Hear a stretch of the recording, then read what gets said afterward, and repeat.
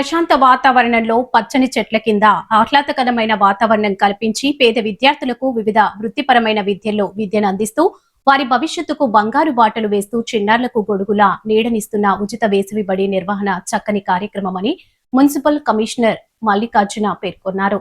Computer, karate, yoga, drawing, dance తదితర సృజనాత్మక విద్యల్లో విద్యను అందిస్తున్న మార్గదర్శి విద్యానికేతన్ వెల్ఫేర్ సొసైటీ అధ్యక్షురాలు కె సాయికళ, కార్యదర్శి కె మాలప్ప అభినందనీయులని పేర్కొన్నారు.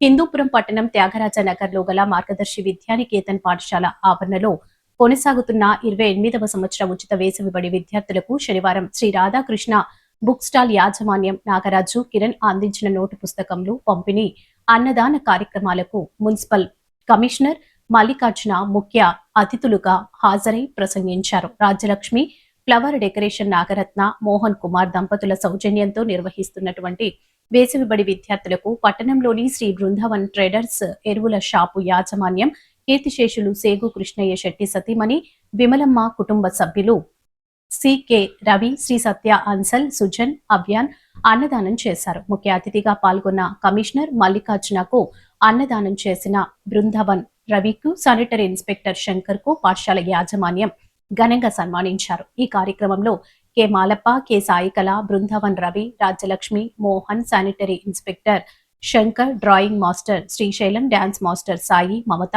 కుమారి, గాయత్రి విద్యార్థులు తదితరులు పాల్గొన్నారు. పిల్లల్ని కంట్రోల్ చేస్తున్నారు, ఎలా చెప్తున్నారు అని అనుకున్నారు. కానీ ఇక్కడికి వచ్చిన తర్వాత ఇది వేసవి కాలం అని అనిపించకుండా ఇక్కడ ఒక మంచి శామ్యాన వేయటం, ప్రకృతిలో భాగంగా చెట్లు పక్కన ఉండడం వల్ల ఇక్కడ నిజంగా చాలా చల్లగా ప్రశాంతంగా ఉంది. ముఖ్యంగా పరిశుభ్రంగా ఉంది. అంటే పిల్లలు మనల్ని నమ్మి పేరెంట్స్ ఇక్కడ వదిలినప్పుడు వాళ్ళు రకరకాలుగా మట్టిలో ఆడుకుంటారు, పరిగెత్తుంటారు, ఇచ్చేస్తుంటారు.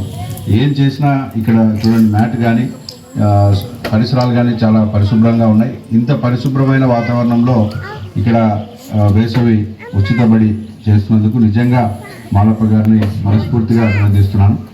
అలాగే